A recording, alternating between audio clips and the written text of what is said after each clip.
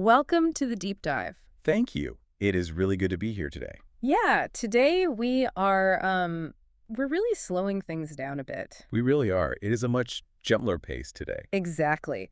We're looking at a set of notes from the English Leap podcast, and these notes tackle something, well, something we all struggle with. Right, something we rarely actually talk about out loud, Yeah, the actual mechanics of self-love. which is such a big topic. It is. And do not worry, we aren't going to get overly cheesy or dramatic here. No, not at all. We are going to look at the practical daily habits, the very simple things that either build you up or completely drain your battery. The everyday actions. Right. So wherever you are right now, if you're listening to this, Maybe you're driving your car right now, or maybe you are making breakfast in your kitchen. or just, Yeah. sitting by a window. Exactly.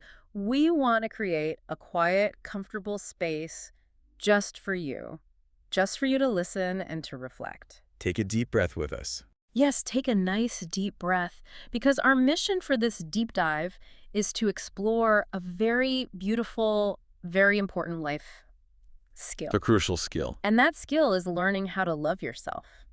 but not just a little bit, Right, learning how to love yourself more than anyone else. which is a strong statement. It really is. Okay, let's unpack this, because I know that for many of us, when we hear that phrase... Love yourself more than anyone else. Right, when we hear that, we might feel a little bit uncomfortable. It sounds almost wrong to say it out loud, doesn't it? It does. Because we are taught from a very young age that putting ourselves first is, well, it's selfish. We are told to share our toys. Yes. To be polite and to always, always think of other people first. It is entirely natural to feel that discomfort.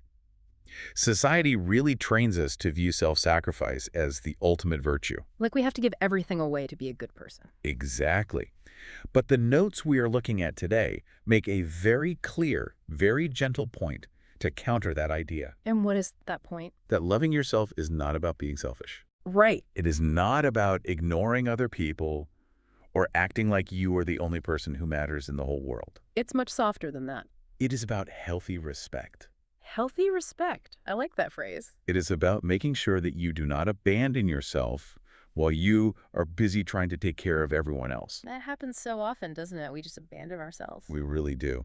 And to begin understanding this idea of healthy self-respect, we can look at a very small, very beautiful example from our source material. Oh, the story about the grocery store. Yes.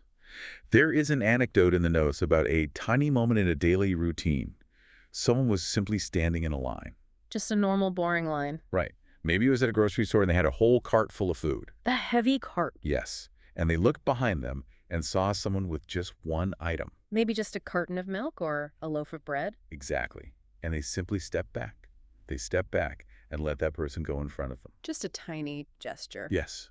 What's fascinating here is the concept of quiet kindness. Quiet kindness. It is not a big show. There are no cameras. No one is clapping for them. Right. It is a simple, gentle act that reminds us how much the small things matter in this very busy, very loud world. I really love that phrase. Quiet kindness. It is very peaceful. It feels so peaceful just to say it out loud. When we see someone doing a quiet kindness for a stranger, it just warms our hearts. It makes us feel good about humanity. It does. But the big question we are asking today, the question for you listening right now is... How often do we show that same quiet kindness to ourselves? Exactly. Do we let ourselves go first sometimes? Usually the answer is no. Yeah, unfortunately. The source material tells a story about a woman named Anna that perfectly illustrates what happens when we forget to be kind to ourselves. Anna's morning routine. Yes, Anna noticed something very specific about her morning routine. She caught herself rushing. We all know that feeling. You know that feeling, right? When you wake up and immediately your brain is just going very, very fast. You are thinking about work, About your family? about all the emails you have to answer today. Your heart beats faster. You are physically running around your house, picking things up, putting things down. Just go, good, go. Exactly. Well, Anna noticed she was doing this. She saw herself rushing. And she made a choice. She did. And instead of running faster to get it all done, she did something amazing. She stopped. Just stopped completely. She stopped. She made herself a warm drink, a cup of tea, and she just sat down. For a very short time. For 1 minute. Just 60 seconds. That is all it takes.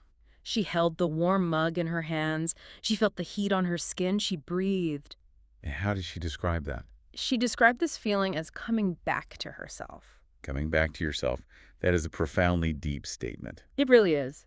especially when we consider the alternative. Yeah. Because we think about it. Why do we so easily leave ourselves behind in the first place? Why do we run away from ourselves? Yes. Why do we run away from ourselves the moment we open our eyes in the morning? Because modern life is so demanding. It is full of constant demands. Everyone wants a piece of your time. Your boss needs a project finished. Your children need help getting ready. Your friends want advice. And your phone is constantly sending you notifications. Boop, beep.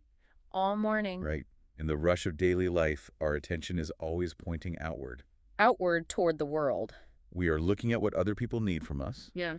And when your attention is always pointing outward, you slowly walk away from your own center. You literally leave yourself behind. You leave yourself behind to go attend to the world. But Anna changed that. She did. When Anna sat down with her warm drink, she broke that pattern. She pulled her attention back inward. She checked in with her own body and her own mind. She returned to her center. I want to invite you, the listener, to ask yourself a question right now. Think about your day so far today. Have you been rushing? Have you been giving all your energy to the world outside of you? Do you perhaps need a small return to yourself right now? It does not take an hour of meditation. No, as Anna showed us, it takes just 1 minute. Exactly. Just 1 minute to sit and say, I am here, I matter. I matter. That is the core of it. Then that feeling of mattering, of having inherent value, that leads us directly into a very powerful concept from our source notes. The central metaphor of the deep dive. Yes, it is a metaphor that I think will really help us picture this idea clearly. The source talks about your inner price tag. The inner price tag. Think about when you go shopping in a retail store. Like a clothing store. Right. You see a jacket you like on the rack and you look at the little piece of paper attached to the sleeve. The price tag? The price tag tells you exactly how much the jacket costs. It is the number the store shows. Yes, it tells you the financial value that the store placed on that specific item. Well, the concept here is that you, as a human being, have an invisible inner price tag. You are walking around the world with a price tag attached to you. But instead of dollars or euros or pounds, it measures your personal value. And it is crucial to understand that this is not about money at all. No, not at all. We are not talking about your salary. Or what kind of car you drive. Or how rich you are. We are talking about emotional value. We are talking about worth. Your internal worth. The way you treat yourself establishes a standard. A standard. Let's define that word for our listeners. Think of a standard as a baseline rule. It is the absolute minimum level of respect you will accept from yourself and from other people. The bottom line. Exactly. If you treat yourself with great care, if you listen to your own needs when you are tired. If you speak kindly to yourself when you make a mistake. Yes. When you do those things, you are essentially writing a very high value on your inner price tag. You are saying, I am expensive, I am valuable. You are setting a high standard. And if we connect this to the bigger picture, here is the incredible truth about human psychology. What is that? If you do not value yourself clearly, you accidentally teach other people how to treat you. Wow. Let's say that again. You accidentally teach other people how to treat you. People do not automatically know how to interact with us when they first meet us. They don't have a manual for us. No. They observe us to learn the rules.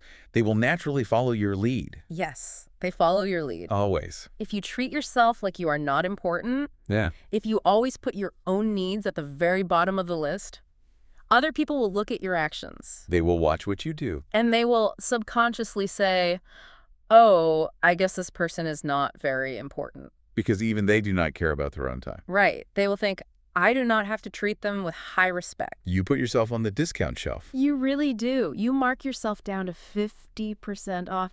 And I think we need to talk about one of the biggest ways we accidentally lower our inner price tag. This is a trap so many of us fall into. We lower our price tag by falling into the trap of being what the notes call a yes person. The yes person. Being a yes person means you are overly available. You are just always there for everyone else. Anytime they call. Someone asks for a favor on your day off. You say yes. Someone wants you to stay at work late to finish a project that isn't yours. You say yes. Even when you are completely exhausted. Even when you have no energy left. Even when your inner voice is screaming, please say no. You still smile. You smile and say yes. And we do this for a very understandable, very deeply rooted psychological reason. It is not because we are weak. right? Not at all. Being a yes person usually starts off feeling very good. In fact, it is tied directly to our survival instincts. Survival instincts, how does that work? Well, thousands of years ago, humans lived in small tribes. Like small groups in the forest. Yes, if you said no to the group, you might be pushed out of the tribe. You would be left alone. And being alone in the wild was incredibly dangerous. You'd not survive. Yeah. So, our brains learned a rule very early on. Always please the group. Always please the group so you can stay safe and belong. So it is a very old habit. Very old. Yeah.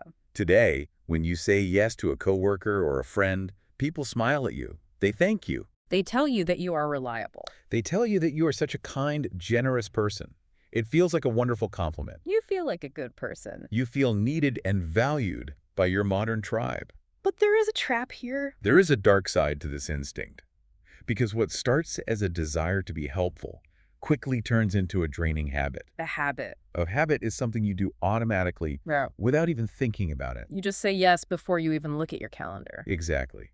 Soon, you are not saying yes because you genuinely want to help.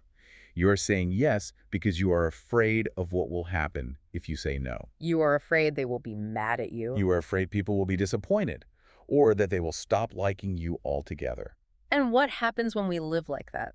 When you operate from that fear of disappointing others, you give away all your time and all your energy until your own cup is completely empty. Until your cup is completely empty. I love how you explain that. It makes so much sense that it comes from an ancient need to belong. It is deeply human. But in modern life, when we give everything away, our cup gets empty. And when your cup is empty, you experience what the source notes call an energy leak. An energy leak. Like a hole in a bucket. Water just slowly dripping out. I want to share a very relatable, specific story from the material about this energy leak. The story about the phone messages. Yes, the late-night text messages. Someone in the notes described a situation where they would always, without fail, reply to messages from their friends very late at night. Even when they were trying to sleep. They were already in bed, they were tired, they desperately wanted to sleep. But the phone would buzz. The phone would buzz on the nightstand, and they would look at the screen and think, I have to be nice. I have to be a good friend. The pressure of the yes person. Exactly. They thought, if I don't reply right now, they will think I'm ignoring them. So what did they do? They would sit up in bed, turn on the bright screen, and type back a reply. This is the perfect example of an energy leak. A huge leak. Their precious resting energy was slowly dripping away, out into their phone, out into the dark night. They were giving away their rest. But then there was a turning point. Something changed. One night, this person decided not to reply immediately. They were simply too tired to pick up the phone. It just needed to sleep. So they waited, just for 1 hour. And when they finally look at their phone an hour later, the friend had sent another message. And the tone was different, wasn't it? Very different. The tone of the message was not friendly. It was serious, and it was annoyed. What did the friend say? The friend asked, "Where were you?" Where were you? Just because they didn't reply for 1 hour in the middle of the night. That reaction, where were you, is incredibly revealing. It really shows the problem. If we pause and analyze the psychology of this specific moment, we can see exactly what happened with that inner price tag we were just discussing. The discount tag. Yes, the person trying to be nice had unintentionally trained their friend. They taught them the wrong lesson. By always answering late at night, by always being overly available, they had accidentally taught the friend that they had absolutely no boundaries around their sleep. They taught the friend that their sleep was not important. The friend had come to expect instant access at all hours of the day and night. They felt they actually owned a piece of that person's nighttime. Wow. Owned a piece of their time. So when the access was suddenly removed, even just for one single hour, the friend felt offended. They felt robbed. They felt like something they rightfully owned was being taken away from them. Even though it was never theirs to begin with. Exactly. The lesson here is so vital for you, our listeners. The lesson is not that you should stop being kind. Right. We're not saying be mean to your friends. Or stop talking to your friends entirely. Kindness is a beautiful virtue. But there is a balance. But true kindness requires a line. True kindness for others must be balanced with true kindness for yourself. Kindness requires a line. That is a brilliant way to put It it. creates safety. And it brings up a really practical question for our daily lives. What does that line actually look like? How do we draw it? In English, we call that line a boundary. Boundary. What are boundaries? Simply put, they are your personal limits. The rules of your life. They are the rules you create for how people are allowed to interact with you. A boundary is you saying clearly, but gently. This behavior is okay, and that behavior is not okay. Exactly. But, okay, let's unpack this word because, to be honest, the word boundary can sound a bit scary. It can sound aggressive. Very aggressive. When we hear the word boundary, we often imagine a giant brick wall. A huge, tall wall. We might imagine blocking everyone out, refusing to speak to anyone, and sitting all alone in a fortress. But here's where it gets really interesting. The notes have a different view. The source material offers us a beautiful, much softer way to think about this concept. Boundaries are not walls. They are not walls. They are doors. Doors. I love that. Let's explore that difference. A wall and a door are two very, very different things. Let us explore this difference slowly for a moment. Okay. A wall is a permanent, rigid barrier. It is made of heavy stone or thick bricks. You cannot move a wall. If you build a wall around yourself, you do it out of fear and out of pain. You shut everyone out permanently. You hide behind it. No one can see you, and you cannot see anyone else. You keep the bad things out, sure, but you also keep all the good things out. The joy, the friendship. It is the very lonely, isolated way to live. But a door is entirely different. How so? A door is built into the frame of your life, but it has a handle, and it has hinges. It moves. A door gives you agency. It gives you the power to choose. You are in control of the door. You can open the door wide and invite your friends and family in to share your time, your energy, and your love. You can have a party with the door open. Yes. But, and this is the most important part, you also have the power to gently close the door when you are tired. When you just need a break. You can turn the lock when you need a quiet evening to just be with yourself and recharge your battery. So a boundary is just a door. A boundary is simply a door. It allows you to protect your personal space without permanently isolating yourself from the beautiful world. I really love the image of a door. You know, you listening to this right now, you can even imagine what your personal door looks like. You can decorate it in your mind. Maybe it is painted a bright, happy yellow. Or a very calm, soft blue. It is not an angry, scary door. It is just your door, and it belongs to you. You have the only key. But we have to be honest with our listeners about what happens in the real world when you start using this door. It is not always perfectly smooth. No.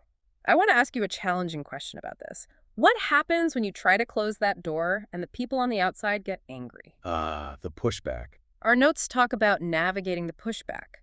Pushback means resistance. It means people pushing against your decisions. Right. Complaining about your new rules.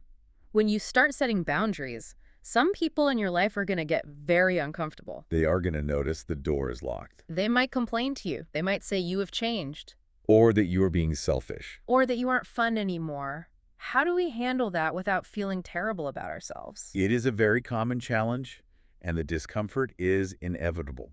It is going to happen, and you need to expect it. Be prepared for it. But there is a crucial realization you must hold on to when this pushback occurs.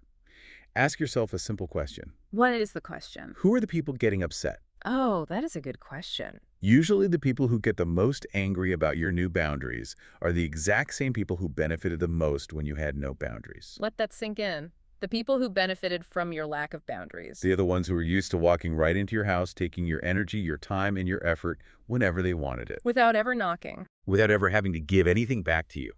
Now that there is a closed door, they are frustrated. Of course they are. Their easy access has been cut off. But, and this is deeply important for your peace of mind, this does not mean these people are evil or bad. They are not villains in a movie. No. They are just humans who formed a habit based on your old rules. Based on your low inner price tag? They learned to treat you a certain way because your standard was low. They are simply not used to your new, higher standard. That is a much kinder way to look at it. It takes the anger and the drama right out of the situation. It lowers the temperature. We do not need to fight them. We do not need to argue with them. We just need to understand that they are surprised because the rules have changed. That is all it is. Surprise. So how do we handle them practically in the real world? With patience. We handle them with patience and with gentle firmness. Gentle firmness. You keep the door closed. You say, I love you, but I am resting tonight. We can talk tomorrow. It is a complete sentence. Yes, you do not have to yell. You do not have to write a long, angry text message defending yourself. You just hold the handle. You just hold the handle. And eventually, if they are truly good friends, they will learn your new rules. They will learn to knock on the door. But holding that door closed, especially at the very beginning, takes a lot of emotional strength. It takes courage. And that strength comes from understanding our next big topic. The notes move into discussing your true self-worth. Self-worth. And how it is different from the fragility of validation. Let's really dig into self-worth. What does that word actually mean in our everyday lives? Self-worth is the foundational belief that you have value simply because you exist as a human being. Just because you are breathing. Yes. The source text defines it beautifully. True self-worth means believing you have value even on your bad days. Even on the bad days. Because we all know what a good day looks like in modern society. Oh, yes. The perfect productive day. A good day is when you wake up early, you are incredibly productive at your job, you check off every single item on your to-do list. Your clothes look perfect. You cook a healthy dinner from scratch. And you are polite and smiling to everyone. On those days, it is very easy to feel valuable. The whole world smiles at you. You feel like a superstar. But what about the days when you are exhausted? The hard days. What about the days when you make mistakes at work? When you are not productive at all? When you just stay in your comfortable clothes and watch television because you are simply too tired to do anything else? Those days happen to everyone. True self-worth is looking in the mirror on that totally unproductive day and saying, I am still a valuable person. My worth has not dropped. My worth has not dropped just because I did not achieve a goal today. I want you, the listener, to think about that for a second. It is a deep question. How do you treat yourself on an unproductive day? If you spend a Saturday just resting on the couch, do you scold yourself? Do you feel bad about it? Does a little voice in your head say, you are lazy. You should be doing laundry. You should be working on a project. Do you feel guilty for just resting? It is so easy to forget our worth in modern life because society constantly tells us that our value equals how much work we do. We are treated like machines. If we are not producing something, if we are not working, we feel useless. And because we feel unsure about our own inner value, we go looking for it outside of ourselves. We look for proof in the world. We try to find proof that we are good enough. The source notes call this looking for validation. Validation. Validation is a big psychological word, but the concept is very simple for everyday life. What does it mean? It is the need for other people to constantly confirm that you are okay. Asking for permission to feel good. It is asking the world, did I do a good job? Do you like my new shirt? Do you think my presentation was smart? You want them to say yes so you can feel good about yourself. Seeking validation is a very natural human impulse. We are social creatures, and we like to be liked by the group. It goes back to that tribe mentality. But the notes offer a strong warning against relying on validation as your main source of happiness. A strong warning. If you need validation all the time, your emotional state becomes fragile. Fragile, like glass. Let us consider the word fragile. An antique glass vase is fragile. If you drop it, or even bump it too hard on the table, it breaks into 100 tiny pieces. It shatters easily. A solid wooden table is not fragile. Okay. It is sturdy. It can take a hit. Right. When you rely on other people's opinions to feel good about yourself, your emotional state becomes like that delicate glass vase. You break easily. If someone compliments you, you feel great. You are on top of the world. But because your worth depends entirely on others, a single criticism, one negative comment, one strange look from a coworker in the hallway can make you crash. Just one look can ruin your day. You shatter. Your entire sense of self breaks down because you gave the power of your worth to someone else. They built you up so they can easily knock you down. I want to share another story from our source notes that illustrates this fragility perfectly. Is this the story about social media? Yes, the story about a person named Jake. Jake posted something online on social media. Maybe it was a nice picture from his vacation or just a thought he had about a movie he saw. Just a normal post. Just a normal post. And at first, people were commenting and saying nice things. Jake felt great. He was getting that validation from the crowd. He was getting the validation. But then, one person, a complete stranger on the internet, left a rude comment. Someone he didn't even know. Just one mean, unnecessary sentence. And Jake realized that this single comment ruined his entire mood. It wiped out all the good feelings. He thought about it all day long. He felt terrible. His whole Tuesday was ruined by someone he didn't even know. The metaphor Jake used to describe this experience is brilliant. and it is something we can all learn from. The remote control metaphor. Yes, he realized it was as if a stranger held a remote control for his feelings. The remote control. Think about a remote control for a television. You press a button, and the channel instantly changes from a happy comedy to a sad drama. Just with one click. Jake had handed the remote control of his emotions to the internet. A stranger pressed a button by typing a rude comment, and Jake's channel changed from happy to miserable. He'll let them change his channel. He was borrowing his worth from the outside world. When you borrow something, you do not own it. Right. It isn't yours. And the person you borrowed it from can always take it back. Yeah. To build healthy self-love, you must take back the remote control. You have to hold it yourself. You must generate your worth from the inside, so that when someone says something rude, you can look at them and think, that is their opinion, but it does not change my value. Taking back the remote control, I absolutely love that. It is a very empowering image. And to help us do that practically, the source material gives us a very powerful mantra. My mantra. A mantra is a short phrase that you repeat to yourself to change your mindset. You say it over and over. And this one is fantastic. I want you, the listener, to hear this clearly. Maybe even whisper it to yourself wherever you are right now, whether you are in your car or walking in the park. Give it a try. The phrase is, my worth is not up for discussion. My worth is not up for discussion. Let's say it again so it really sinks in. My worth is not up for discussion. It is a firm statement. It means my value is a fact. It is a fundamental truth, like the sky is blue. You cannot argue with me about it. There is no debate. We do not need to debate it in the comments section of a social media post. I have value. End of story. Holding on to that truth is a practice. It takes time, especially if you have spent years letting other people hold the remote control. It doesn't happen overnight. No. And as we move into the next phase of our notes, we find that to maintain this strong sense of self-worth, we have to practice deep self-awareness. We have to know ourselves. To love yourself, you must first truly know yourself.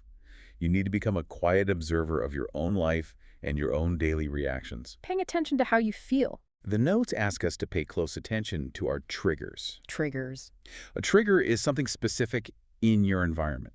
It could be a certain word, a specific situation, or even a particular tone of voice from a family member that causes a very strong, very quick emotional reaction inside you. Like a sudden flash of anger or sadness. Yes. It triggers a sudden burst of anxiety or anger or deep sadness before you even have time to think about it logically. I'm going to ask you, the listener, a direct question based on our notes. What drains you? Think about your normal day. What are the specific things in your day that make you feel like all your energy has been pulled right out of your body? The things that leave you exhausted. To understand this, the notes use a great concept called battery thieves. Battery thieves. Imagine that you wake up in the morning and just like your cell phone, you have an internal battery. Power source. If you had a good night's sleep, you start the day at 100%. A nice, bright green battery. Ready to go. But as you go through the day, certain activities and certain people steal your battery power. They are thieves. The source gives us a very modern, very common example of a thief. Doom scrolling. Doom scrolling. This is a word we hear a lot now, but let's really think about what it does to us. Let's define it. Doom scrolling is when you sit on your couch with your phone and you scroll and scroll and scroll, reading terrible news stories, looking at angry social media posts, watching sad videos. Just endless bad news. You tell yourself you are just catching up on the news, but you do it for a long time. You can't stop. Doom scrolling is a classic, highly effective battery thief. It slowly, almost invisibly, takes your precious energy away. You don't even notice it happening. You might physically feel like you are resting because your body is sitting down on your couch, but your brain is working incredibly hard. It is processing so much fear. It is processing fear, anger, and anxiety from all those negative posts. Human brains have a negativity bias, meaning we naturally pay more attention to dangerous or bad news to protect ourselves. We are wired to look for danger. So the app keeps showing you bad news, and your brain keeps absorbing it like a sponge.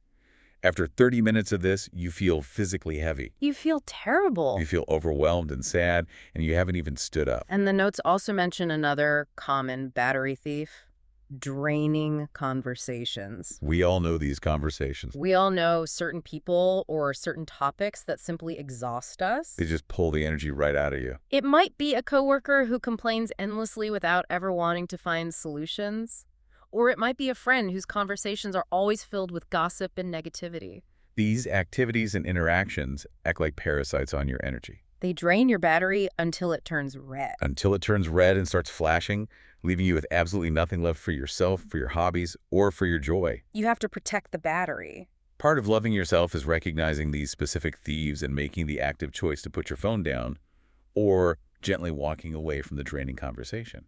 And while we are talking about draining our own energy, there is a behavior that so many of us do without even realizing it. The notes call it the sorry habit. Oh, the sorry habit. This is a big one. This is huge. I am so guilty of this myself. Just last week, I was in a coffee shop and I accidentally bumped into a chair. Not a person, a wooden chair. And what did you do? And I actually said, "Oh, sorry," to the chair. You apologized to a piece of furniture. I apologized to a piece of wood. Why do our brains do that? The sorry habit is when you apologize simply for existing in the world. It is apologizing for taking up space. Have you ever done that? You say, "Sorry, I just have a quick question," before you ask a completely normal work question. Or you say, sorry, I'm tired today to your family. Yes, as if your physical need for rest is a crime that hurts them. You apologize for taking up space, for having basic human needs, for breathing the air. Apologizing to a chair is a funny example, but it really highlights how automatic this behavior becomes. We don't even think about it. It is totally subconscious. And it is deeply important to unpack the emotional weight of this habit. Why do we say sorry for normal human conditions? What is happening inside us? When you constantly apologize for your basic needs, like asking a question at work or needing to sleep, you are emotionally shrinking yourself. You are making yourself small. You are trying to make yourself as small and invisible as possible so that other people do not feel inconvenienced by your presence. You don't want to be a bother to anyone. But when you shrink yourself, you are sending a very clear, very damaging message to the world. And more importantly, to your own subconscious brain. What is the message? You are telling yourself that you do not deserve space. That is heartbreaking. You are reinforcing the idea that your inner price tag is very, very low. The antidote to this is simple in theory, though it takes real practice to say out loud. What do we need to do? We want to gently and firmly remind you right now, you do deserve space. Let's say that again. You do deserve space. You have a right to be here. You have a right to ask questions when you are confused. You have a right to be tired after a long day. You do not need to apologize for being a human being. You do deserve space. It is time to say goodbye to the sorry habit. Put it in the trash. Yes. Now, closely related to the sorry habit is the voice inside our heads that makes us feel like we need to apologize all the time. Our notes call this the inner critic. The inner critic. We all have one.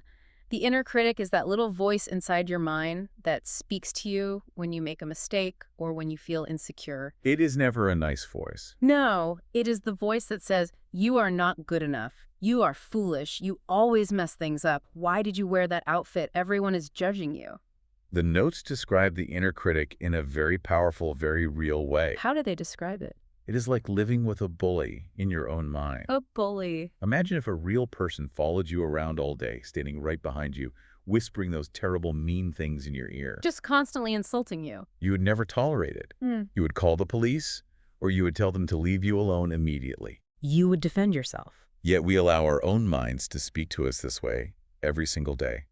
Living with a bully in your own mind is exhausting. It is the ultimate battery thief because you can never run away from it. It is inside your head. You cannot escape it. So how do we evict this critic? How do we kick the bully out of the house? The source material offers a highly practical, incredibly effective trick. I love practical tricks. It requires a fundamental shift in perspective. The trick is this. Start talking to yourself the same way you talk to a friend. Talk to yourself like a friend. Think about someone you love very much, a dear friend or maybe a sibling.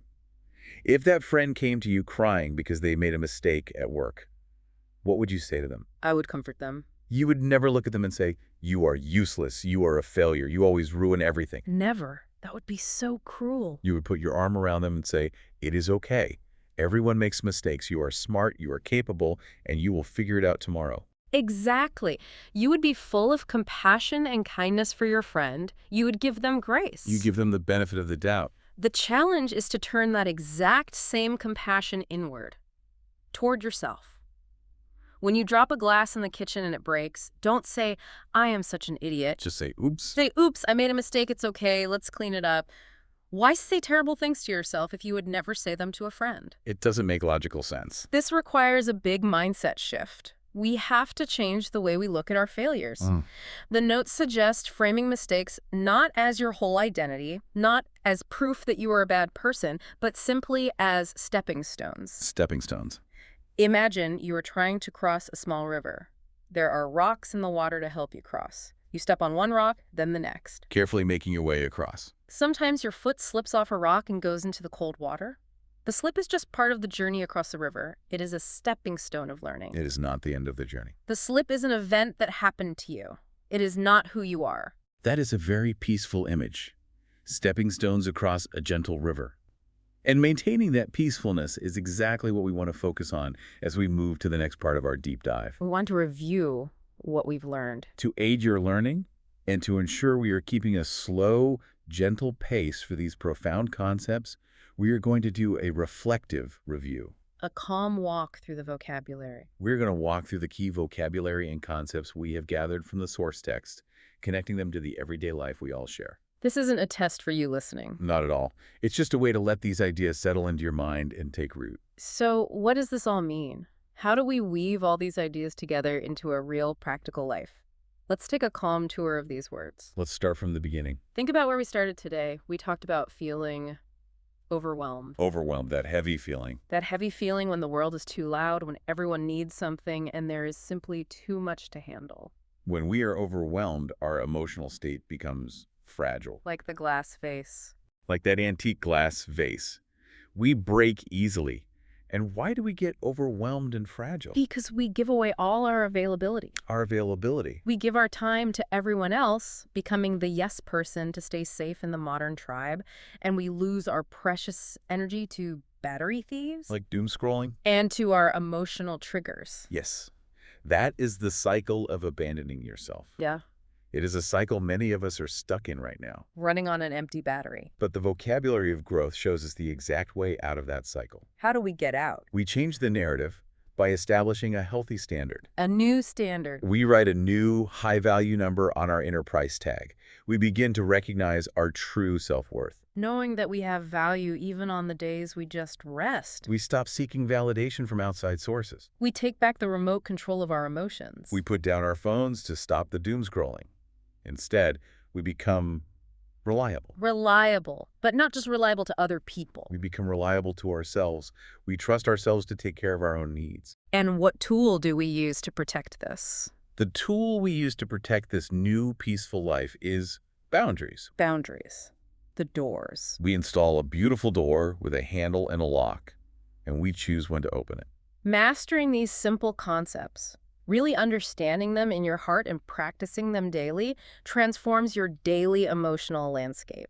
It changes how your life feels. You move from feeling like you are constantly running away from a loud storm to sitting safely inside a warm, quiet house. It is a beautiful transition. As we come toward the end of our time together today, we want to gently remind you of the single most important message from today's deep dive. If you remember only one thing today, if you forget everything else we said, if you forget the vocabulary, words, and the stories, please remember this one sentence from the notes. The way you treat yourself teaches people how to treat you. Let me repeat that. It is the foundation of everything. The way you treat yourself teaches people how to treat you. It is so true. And to help you put this into practice, the source material offers a specific challenge for you, the listener. A small challenge. This is not a massive life change you have to do today. You do not need to quit your job or move to a new city to find peace. No huge actions required. It is very small. The challenge is to choose one small upgrade this week. Just one. Set one boundary. Give one gentle no without offering a long explanation or an apology. When someone asks you to do something you do not have energy for, just say, "No, thank you. I am resting tonight." We warmly encourage you to try this challenge this week. Try the gentle no. Try putting your phone down in another room instead of doom scrolling before bed. Try making that warm drink and sitting for 1 minute like Anna did. Just 1 minute for yourself. Remember, you do not need to apologize for taking up space in this world. You belong here just as much as anyone else. You are valuable. Before we say goodbye, we want to leave you with one final thought to ponder, something to explore on your own that builds on everything we have discussed today. We talked earlier about boundaries as doors rather than walls. The door with the lock. We visualized closing that door to protect your energy and keep the battery thieves out. But think about the space behind that door. The inside of the house. The space that is purely your own time, your own mind, your own energy. If mistakes are truly just stepping stones and your self-worth is absolutely not up for discussion, what happens when you start viewing that personal time differently? How should we view it? What if your personal time is not a currency to be spent on other people, but rather a sacred garden where you cultivate your self-worth? A sacred garden. The provocative question to leave you with is this. Will you take the time to plant something beautiful in that garden just for yourself? Or will you just leave the door open for anyone to walk through and trample the grass? Oh, that is a beautiful question to carry with us today. Will you plant something beautiful just for yourself? I hope you do. Thank you so much for joining us on this gentle journey today. Take one more deep breath in. And let it out slowly. Remember your value. We will see you next time on The Deep Dive.